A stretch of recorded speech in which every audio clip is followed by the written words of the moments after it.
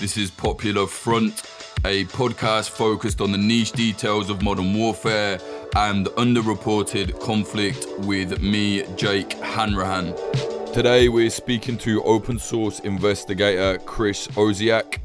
He's talking to us about armed settler militias in Palestine. So Israeli settlers who choose to go and live in the areas designated to the Palestinians, and now they're arming themselves, have been carrying out planned attacks which Chris says amount to pogroms.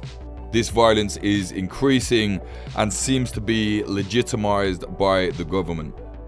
If you like what we're doing here at Popular Front, support us at patreon.com/popularfront or buy our merch at popularfront.shop.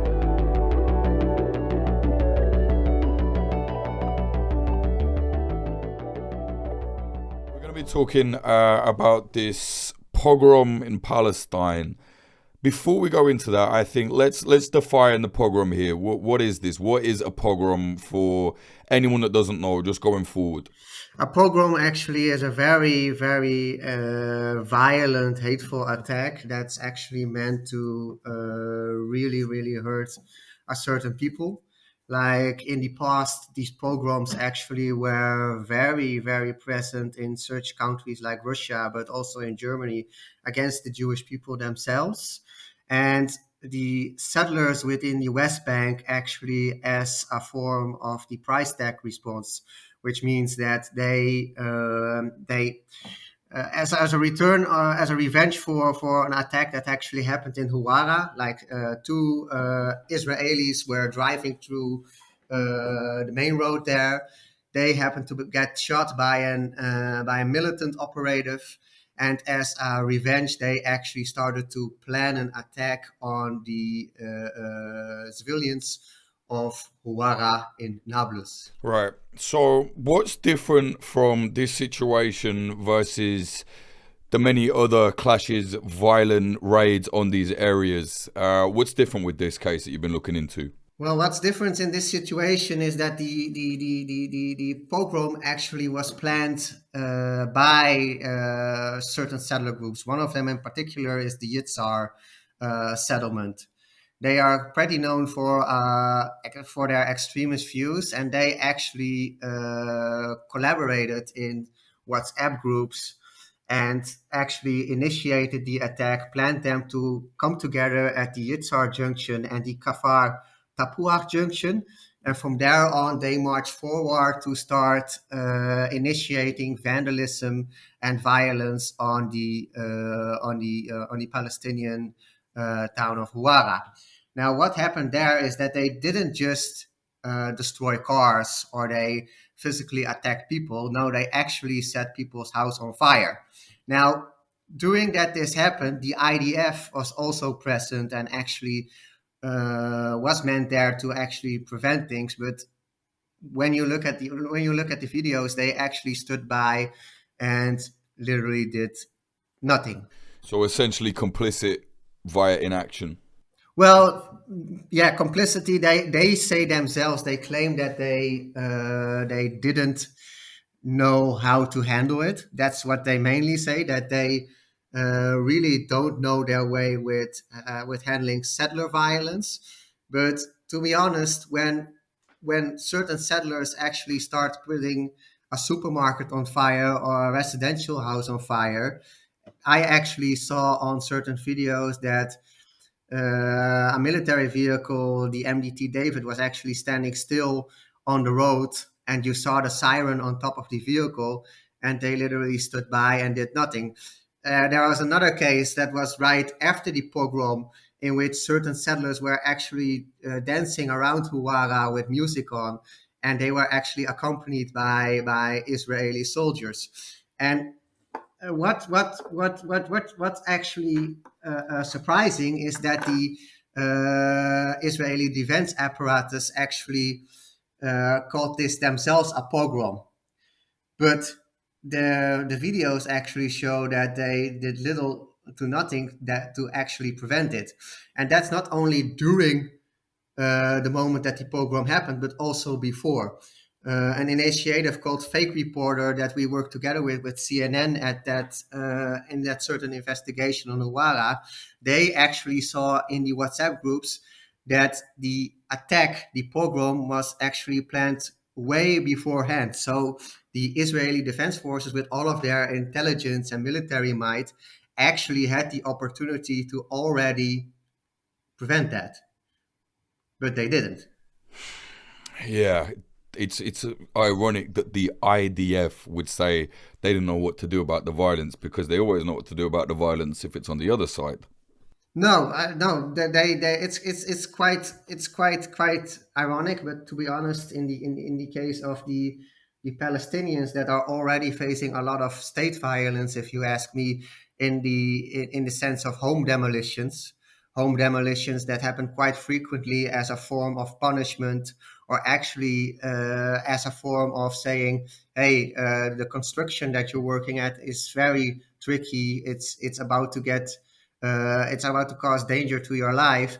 We need to demolish it because you don't have a permit. 89% of the Palestinians don't even get a permit. So it's quite cynical to say that they didn't know to do anything about it. While actually at the same time, these settlers, their illegal outposts and their settlements actually get legitimized more and more again in the past few months.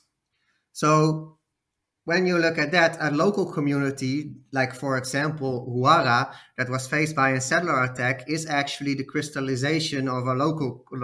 Sorry, I got into double words there. Uh, like a neighborhood, like a place like Huara, actually is the crystallization of a local community, and that's where people come together. That's where people on a daily basis do their supermarket, do their stuff, and next to all the state violence and the construction of settlements and outposts, the IDF is actually just letting more violence happen by the way of settlers, yet holding their hands before their eyes on what is happening. We should probably explain what the settlers are for anyone that's unfamiliar. The settlers, actually, the Israeli settlers are Israelis that actually have started living in the occupied Palestinian territories in the West Bank. Those settlements are actually considered illegal according to international law and the international community. Yet they continue to set up illegal outposts there to make livelihoods for themselves, while it isn't really their land. And how do they then hold on to these areas, considering they're completely surrounded by Palestinians in the areas that they're only allowed to live in now? Well, how they hold on onto those areas because they actually, I think, the settlement policy a long time ago, like people tend to talk a lot about how terrible the current far right government is with Itamar Ben Gvir and Bezalel Smotrich. But when you look back in time, the decisive plan that Bezalel Smotrich made isn't really much different than what Ariel Sharon actually made. Ariel Sharon actually made something called the policy of encirclement, and what he actually said in that policy is that the settlements don't serve a cultural, economically purpose, but actually one that is more strategically. So, in the form of a military plan to guarantee the security of the state of Israel. And what is the settlers' justification for doing this? Not that they care, but why is it that they want to live in the Palestinian land? Well, the land that's been given to the Palestinians, or at least the land that, hasn't fully been completely taken, I guess. I don't know how you want to say it, but you get my point. How do they then justify themselves going and living in there instead of the rest of Israel, where they basically have taken everything else? They personally, they it's actually quite messianic. Actually, what they believe, they really refer to the Torah, and they really refer to them being granted the all of the land of Israel. Eretz Israel is what they call. So it's all of Greater Israel, which is not only Israel proper, but also the occupied Palestinian territories and even part of the Jordan Valley. That's what they see is their right to own. Because if you actually read one of the books that was written by Raya Shahada, the co-founder of Al-Haq, there's a moment in there that he takes his usual walks and actually comes across a settler. And that settler is actually quite surprised why he's being angry at him, because in his eyes he has right to that land and the Palestinians do not belong there. They are Arab, as they say in their perspective. So they have Syria, Lebanon, they have Egypt, you name it, whatever there is, and they belong there according to the settlers.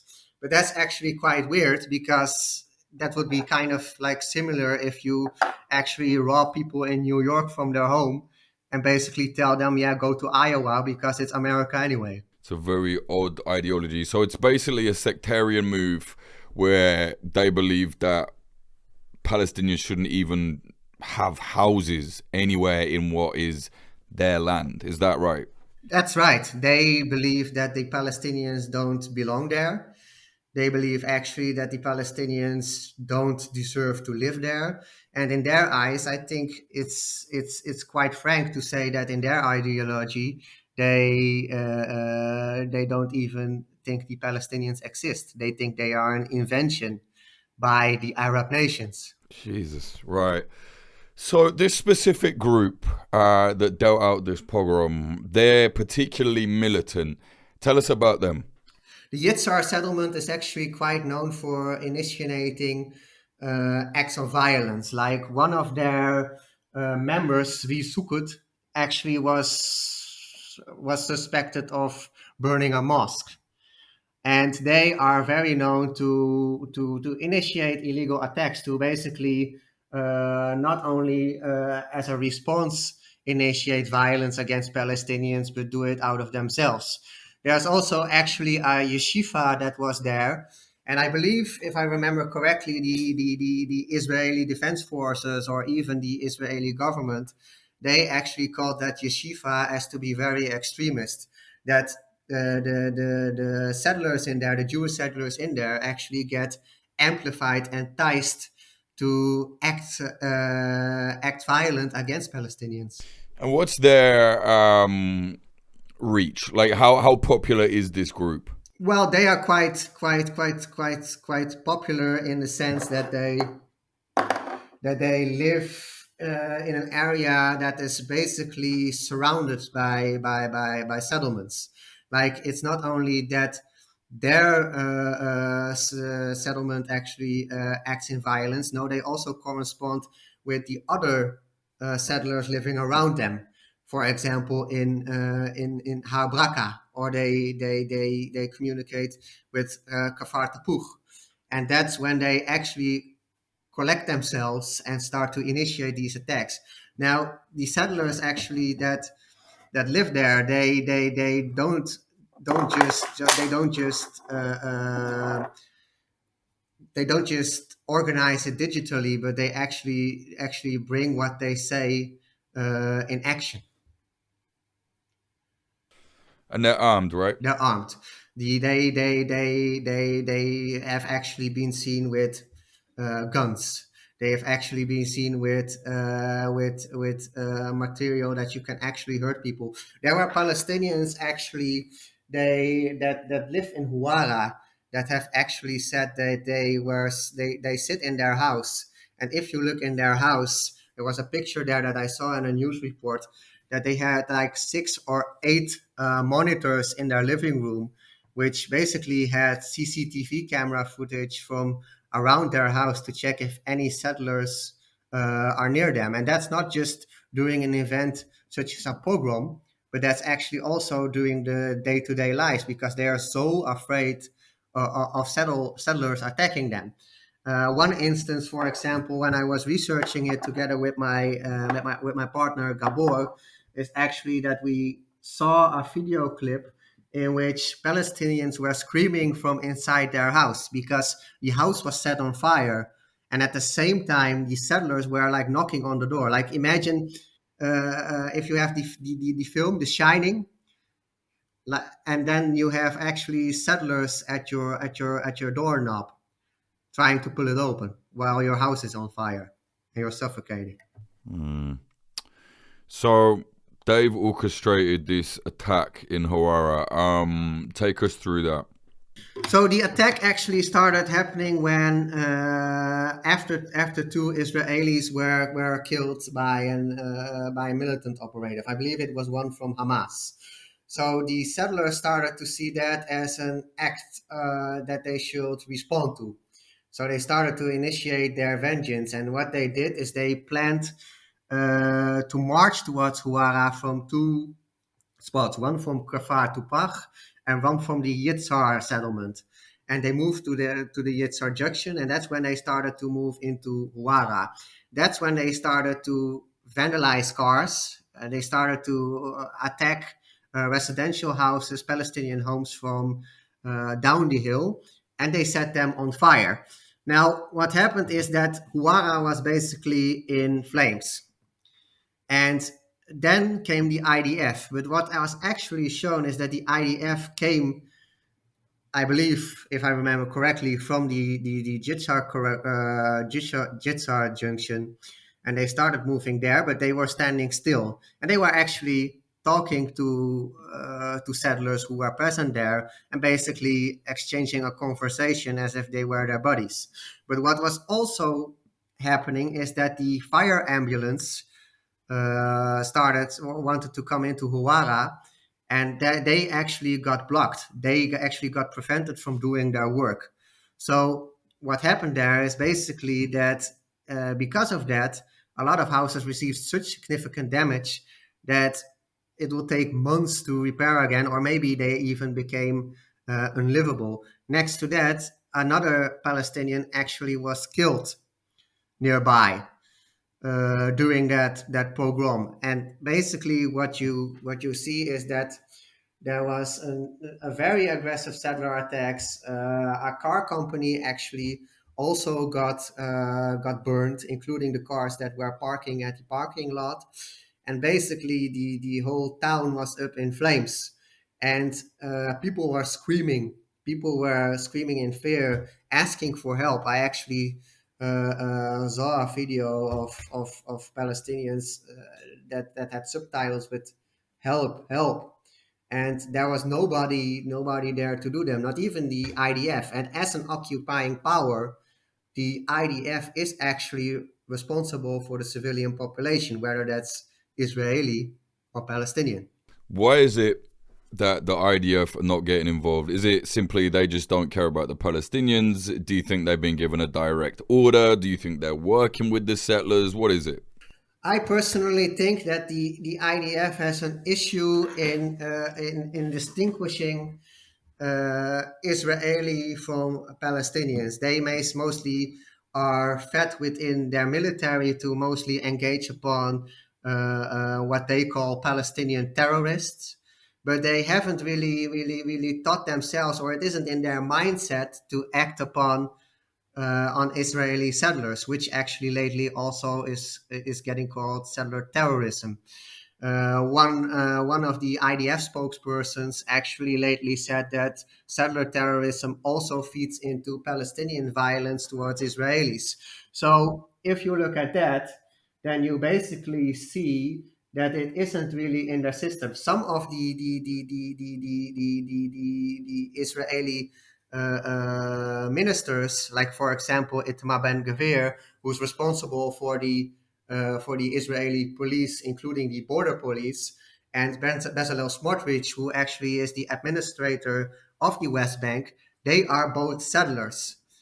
I think that a large portion, actually, who's also in the IDF, they seem to they seem to feel more affiliated towards the settlers than towards Palestinians, and basically also have dehumanized Palestinians to the point that they aren't actually willing to help them, because during the pogrom, there were actually also scenes of Palestinians throwing rocks towards the settlers from upstairs.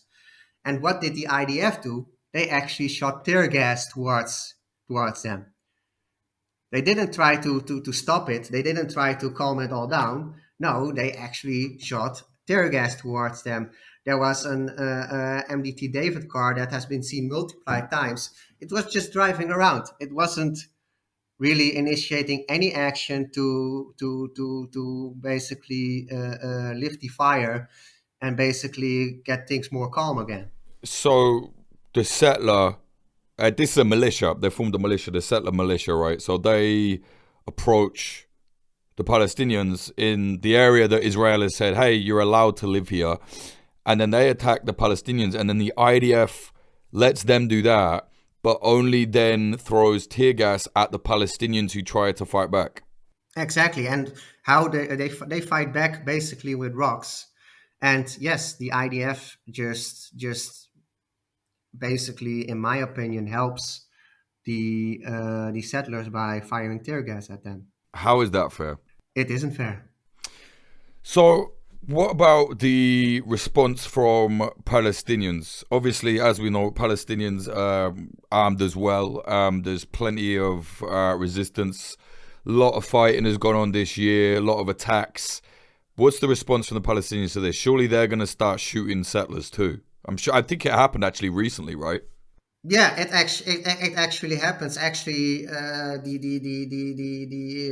was a similar case in Huwara again, in which two Israelis were at a car wash, and a Palestinian militant operative came, and they actually shot those two Israelis. It was very, very violent shooting while they were at the car wash, and they were laying in a pool of blood. So the Israelis say that those guys weren't actually settlers, though. Is that right? The Israelis say that they aren't settlers, but I actually wonder what are they doing in occupied territory if they're not settlers. Apparently, the guy liked the car wash. I don't know. Apparently, it could be that, because there is in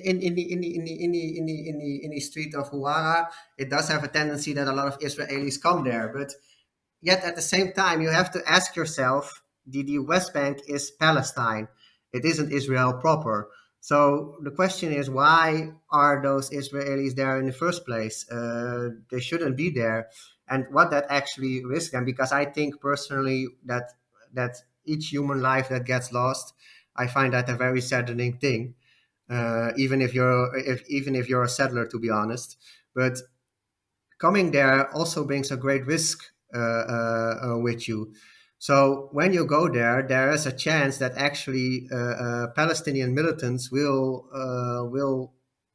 hurt you. Right, but I mean, okay, yeah, it's the Palestinian territories, but it doesn't mean other people can't go in. Well, it doesn't mean other people can actually go in. I get it; it's dangerous, but they are allowed technically. It doesn't. What I'm saying is, just because an Israeli went in there doesn't necessarily mean that person was a settler. Just because they're in a Palestinian territory. No, it could be, of course, it could be somebody, of course, from a nearby by village or town or city from Israel proper. And they drove in there to go to the car wash. And when they were washing their car, they actually got very violently shot by an Palestinian militant. So in that sense, it becomes a very, it's what I like, or it's what I call a circular firing squad. That's when a circle of violence happens, like two Israeli settlers get shot in February. As a response to that, a pogrom happens. Then Israelis start to travel to the West Bank again, because they like the car wash, or they actually have friends there. Some Israeli and Palestinians are friends.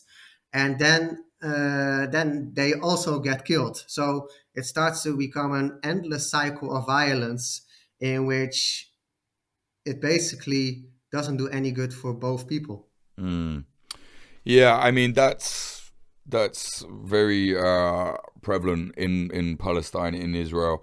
So this attack, I mean, So, I mean, the thing is, though, a pogrom, there has to be several people killed, though, right? Like, that has to be a massacre. This wasn't a massacre. It wasn't a massacre, but it was such a huge attack that basically brought a lot of terror upon people, damaged a lot of homes from Palestinians, and basically brought a lot of fear into to them. That it was called a pogrom. I actually read an article from a journalist who visited Huara days after that, and she was getting like a pita to eat. And the Palestinian was actually shaking out of fear when giving her the pita because he was so scared that violence would happen again. So in that sense, that it was such a massive attack with such so much damage done, also a lot of people injured, suffocated, that it was called a pogrom by the international community, but also by the Israelis themselves. I see, I see.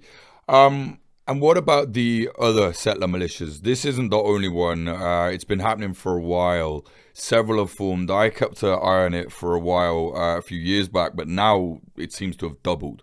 Yeah, there's like settlers actively starting certain outposts. Like for example, the Homesh outpost actually got reinstated again by the settlers in the West Bank. That was actually an outpost that actually got removed during the period that Ariel Sharon was actually a president. And now it got put up again, and it actually got legalized by the Israeli government. So in that sense, the settlers from that are living in the West Bank are actually also getting supported right now. So they feel even more in their power to fulfill what they want, which is basically gaining all of the West Bank for themselves. Jesus Christ. I mean, there's plenty of other space. You know, it seems, I don't know. It's just incredibly cruel. But like you said, it's almost it's a sectarian thing. It's incredibly, yeah, it's cruel, but also very saddening because the government with Bezalel Smotrich, who is actually also a minister of finance, he actually has a plan to annex the West Bank. And basically, if you read that decisive plan of his, then to put it quite bluntly, what it basically says is suffer under apartheid, get killed, or go away. That's what he basically says. The Palestinians can continue to live there if they want, but they'll have minimum rights. And if they do resist, then they'll face the harshest treatment that there is. So when the settlement enterprise, let's call it that, starts to become molded into the government, that's when you have a very dangerous entity ruling over another people. Yeah. And where are these settler militias? Where are they getting their weapons from? Because as I understand it, most of them are Hasids, right? And I correct me if I'm wrong, but I think the Hasids don't serve in the military usually, so they won't get the weapon, or are they actually doing that now? No, they don't. They don't serve much in the military. If they do want to serve, it's possible, and a lot of them actually go into the quite controversial IDF unit called Netzah Yehuda. So it is possible for them to enter, and then they get into a very ultra-orthodox unit that has sparked a lot of controversy the past few years.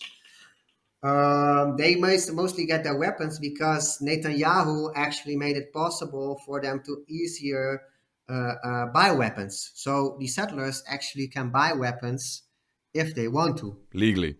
legally. So they just go to the gun shop. So they go to the gun shop and then they start to buy an M16. That's why in some certain Palestinian places or settlements that are in the Palestinian territories, you actually see settlers walking around with an M16, for example, around their shoulder. I remember once there was some kind of clashes or there were some kind of confrontations, and I actually saw a settler walking around near Nablus with a gun. In Nablus. In Nablus, well, it's a little bit outside of Nablus. It was nearby, but yeah, they were present there with guns, which Lion's Den actually territory.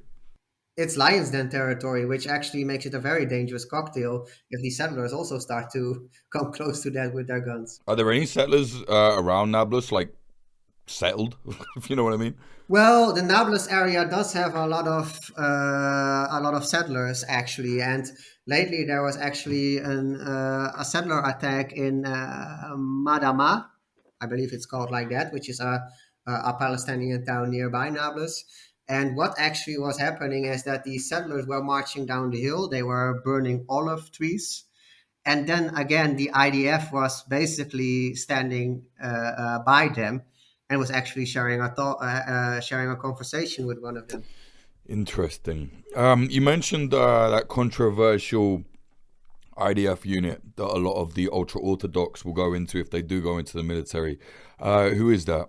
Netza Yehuda is basically a unit made of ultra-Orthodox Jewish Israeli residents. It's quite militant, and what they are actually known of is that they are actually very racist. Like there have been moments that they were singing very racist songs, but also such things as that they were coming nearby a Palestinian home and were like laughing at each other, saying "Let's wish them a happy Hanukkah" and throwing in tear gas grenades. There's also been a scene of a Palestinian American elder man who was actually caught captive by the Netza Yehuda unit, and they tied him together and they actually left him on the ground for hours until he actually died. So that's a very controversial unit, and actually, a lot of people have actually questioned whether the Leahy law shouldn't be applied to that specific unit, which basically means that the US shouldn't finance them anymore. But they do. They do. Actually, the Netza Yehuda battalion, they basically got moved from the territory that they were mostly active in towards, I believe, the Golan Heights, and nothing much happened. There was also a scene of the Netza Yehuda unit actually having, I believe, brought together a Palestinian somewhere outside, and they were starting to beat them up very violently. It's interesting because I know a lot of Israelis that really, let's say, don't get along with the ultra-Orthodox. So I imagine this is a unit that they will swarm. Like it's completely made up of Hasids, right? Yeah, it's completely made up of Orthodox Jewish Israelis. Why is the settler violence erupting so much now, do you think? Is it because of the government? Is it because of something else? Why? Well, a prime example that actually happened lately is that there was an Israeli settler who was actually a spokesperson for one of the MKs of Otzma Yehudit, which is a member, which is the political party of Itamar Ben-Gvir. And one of their members, Limar Son Melech, actually had a spokesperson that was also a settler. She herself is also a settler, by the way. And he actually got arrested for killing a Palestinian in Burqa. And when that happened, and when he was facing court for a little while, because he got house arrest after that, or house detention. House arrest. Yeah, house arrest. Yeah. And Itamar Ben-Gvir was actually standing next to him, and he spoke proudly of him. He was actually happy that the settler did that.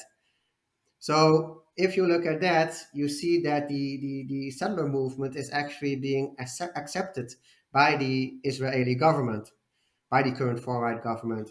And that's how they feel more free to act in the ways that they do.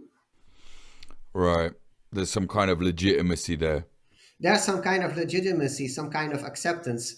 And while it's been getting now into very extreme forms, it also causes the Israelis, even the liberal Israelis, to call for a critical self-reflection. I mean, there has been actually a petition of 2,000 Israeli scholars and academics that actually say that the things that they are going right now can't go any further. And I think it's a good thing because that's when they start looking back at themselves, because the whole use of the settlers as a weapon actually has actually gone back to the time of Ariel Sharon, who basically said that these settlements were a form of a military strategy. What have the Palestinian militant groups said about the settlers? I've actually not personally seen any specific communiques or whatever about them, but I'm sure they're out there. Well, what you see actually in the various Telegram groups that there is basically that you do see a lot of angry responses whenever there's a settler attack, and the actually planning of doing the attacks against these terrorists, that's something that I haven't got onto yet within the groups that there are on social media, but I'm sure that in silence they've been planning those, and that's what's actually been evident in such settlements as Eli, where settlers actually got shot in multiple ways. So I think that if you look at that, then you see a very angry response, a very angry and aggressive response towards the ongoing settler violence that there. The whole settlement project actually, in which more and more settlements get legitimized. And one actually I read today in the Times of Israel, a Jewish enclave is also, I believe, they are planning or thinking about putting it in Abu Dis, which is a neighborhood in East Jerusalem. It angers the Palestinians because they are locked within the West Bank and Gaza, and especially in the West Bank, they see more and more land being taken away. Yeah. Who's funding these groups? That's something that's very interesting because there's actually a lot of talk about the Kohelet Policy Forum. It's the entity behind the judicial overhaul, but there are also, from what I read, I don't know any specific names. Let's be honest about that. But from what I know is that there are certain entities that actually finance the settlement projects, and they aren't only coming from just Israel, but also outside, such as the US, for example, being one a prime hub of settlement financing. There must be a concerted effort, though, if the government is kind of legitimizing them to make more of these communities. Yeah, I think that there is a certain incitement to do that because the current Netanyahu government actually sees it as something that needs to be done. They see it as their dream to annex the whole West Bank, even not only the West Bank, because Bezalel Smotrich has actually thought about reoccupying Gaza also, because he, in his opinion, says the blockade failed. It's still, in his eyes, staying a hub of terrorism with Hamas and PIG, and it needs to be reoccupied in order to bring law and order, in his perspective. So what you actually see is that there's a certain ambition to now make all of Palestine part of Eretz Israel, which is Greater Israel in their ideology. I know the kind of legitimized Palestinian authorities are not very effective these days. Have they done anything to try and combat this? Have they been saying much? Well, to be honest, lately from what I've seen is that the Palestinian Authority has only been attacking its own people, which is quite saddening also. And the Palestinian Authority really, yeah, I wonder actually what they can do. I think they're more of a subcontractor of the Israeli occupation than that they are a protector of the Palestinian people. The Palestinians don't see themselves getting protected anyhow by the PA, and the PA isn't doing anything against the settler attacks anyway, except for Abbas saying very stupid things, very anti-Semitic things that doesn't help the Palestinian cause either. No, definitely not. Where do you think this is headed? Do you think this is going to kind of turn into almost a three-front war? So it's Palestinian militants versus the IDF versus the settlers as well. Obviously, the settlers are representative of Israel in a way, but it's its own thing. It's a different kind of combat, definitely. Yeah, I think. Well, I think there's one thing actually, and that's something that's also become evident. The Israeli settlers actually don't see the IDF as favorable. They have actually shared messages.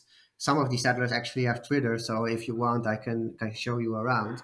But they have actually complained about how the IDF isn't really being somebody who helps the Jewish people. They are more, in their eyes, an enemy of the Jewish people. So what you actually have also seen is that there are scenes of the settlers and IDF getting at each other.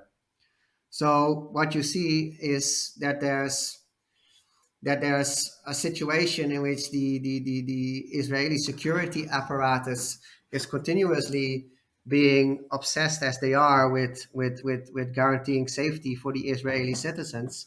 Yet at the same time, they've created a monster that's in the occupied territories that initiates violence against the Palestinians, but also basically does not like the IDF themselves.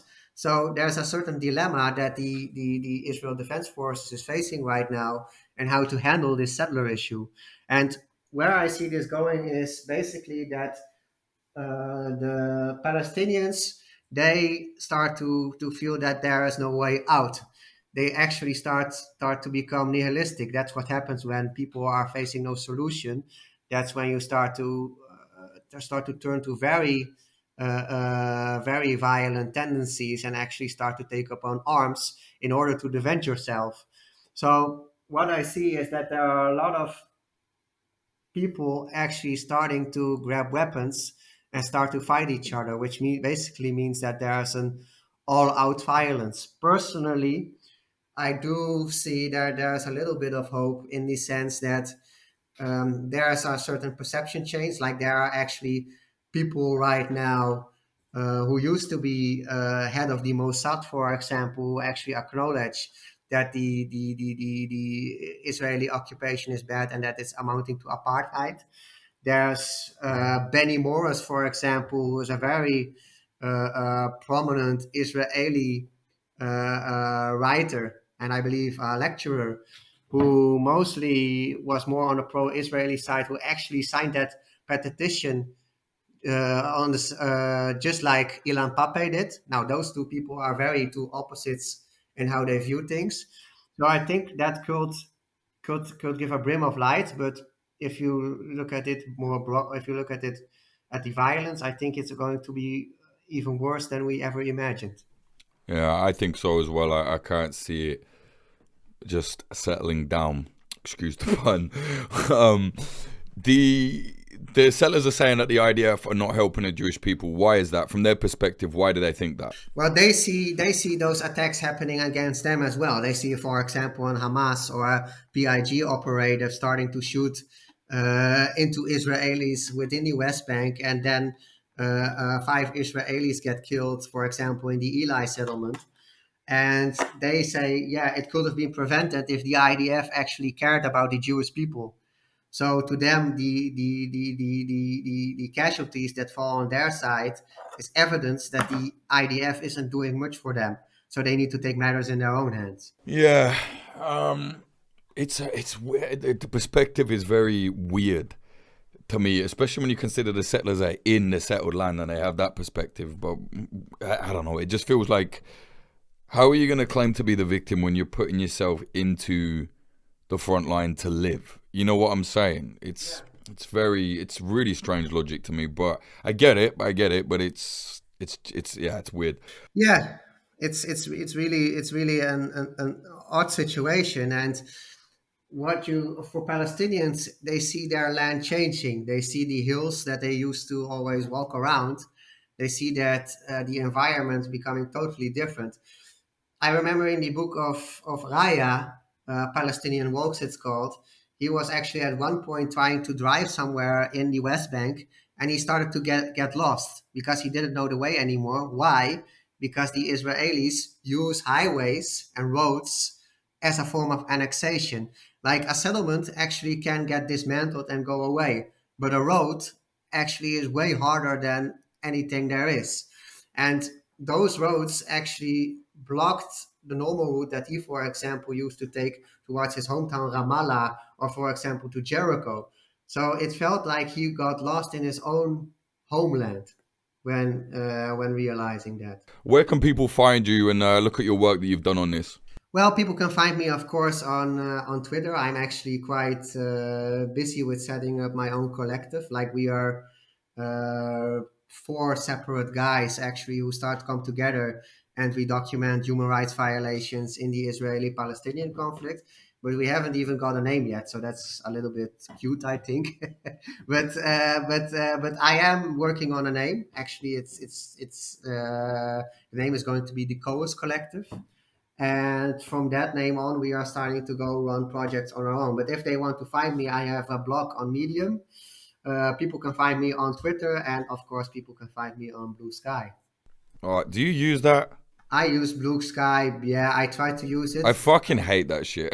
I fucking hate Blue Sky. I think it's getting really, really, really slow. Actually, it's you can't really upload any videos yet. They're still in a very early stage. I just don't see any new features. It's like, okay, it's like Twitter, but there's nothing unique about it. I don't know. It's weird. All right, bro. Let me wrap this up anyway. That was Chris Osieck speaking about the settler militias and their attacks on Palestinians.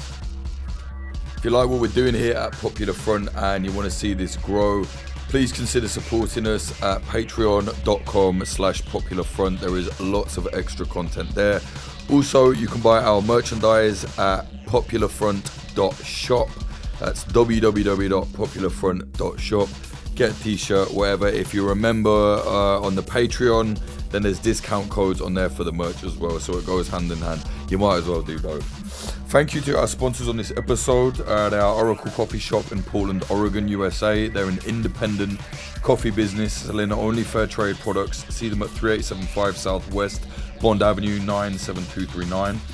Thank you to Grindcore House, a pair of independent coffee shops in Philadelphia, USA. One in South, one in West. Find them on socials at Grindcore House. And thank you to Propagandopolis, an outlet selling and writing about historical conflict propaganda from around the world by prints at propagandopolis.com. Use a promo code POPULARFRONT10 for 10% off. Follow us on social media, Instagram at popular.front, TikTok at popular.front, Twitter at popularfront_, and the Telegram, where it's all uncensored, is t.me/popularxfront. Watch our documentaries, youtube.com/popularfront. Share them with your friends. Music in this episode, the intro was by Home and the outro was by Sam Black. Listen to his music at samblackpf.com or look him up on Spotify, Sam Black PF. Thank you to the high tier patrons. They are Evan Kale, Peter Cherry, Lupe Calderon Garnica, Cyril Geist, Thomas Giuseppe, Jake Fuentes, Viola Forvel, Christian Bustamante, Daniel Verdin, Margosha, Rohan Irvin, Ryan Barbadillo, VS, Brian R, Justin Katuna, Evan Pank, Bradley Hope, Wizard Actual, Benjamin Tupper, Chongus Bongwater, Siddhartha O, Damien, Cameron Collins, Matthew Diffley, Claire, Liana, Robert, Sean, Christianovich, NTHG, Attiro Rafael Macias, Ethan Schwick, Peter Nybratton, Gabriel K, AG Barcelona, David McManus, Tom Petrie, James Leons, Bradley Davies, No Dogs No Hamsters, Brendan Crave, B, Dallas Don, LD50 Seattle, Adam H, B Rambo, Larson, Ivan Julien, Björn Kirsten, Diamondstein, Michael O'Connor, Nicholas Butter, JD, James Karpinski, Jav, James Cully, Ethan, Fitz Madrid, Ed Coulthard, D San, Mike Barone, Scott Hopton, Liam Williams, DZA, Jojo Arani, Vegan Straight Edge Global Cabal, Amy R, Rubicon, Frank Austin, Amelia, me, Michael, Neck, Freya Northman, Neba, Noah, Andrew Hurley, Vida Provost, Bike Lane Bowser, Brian McLaughlin, Tom Lochran, Young Wasabi, Tony Bin, JL, Stephen Davila, Chad Walker, What Bitcoin Did with Peter McCormick, Christopher Martin, Ryan Sandercock, and Moritz Zumbwall. Do you know what? There's a lot of names now on the high tier, which I really do appreciate. Thank you all so much for supporting. But there's a lot of names, and I kind of have to breeze through them because it's just like otherwise I'll be here all day. But I'm thinking what I might do is, probably no one listen at this point, but I'm thinking what I might do is I might find like the funniest AI voice generator and like have the names read out in that. Like, who would be a fucking idiot to do it? Like someone, like if there's like a like Tucker Carlson AI voice and have him read them out, that would be very funny. So I might do that. I might start doing that. Anyway, thanks for your support. Patreon.com/popularfun.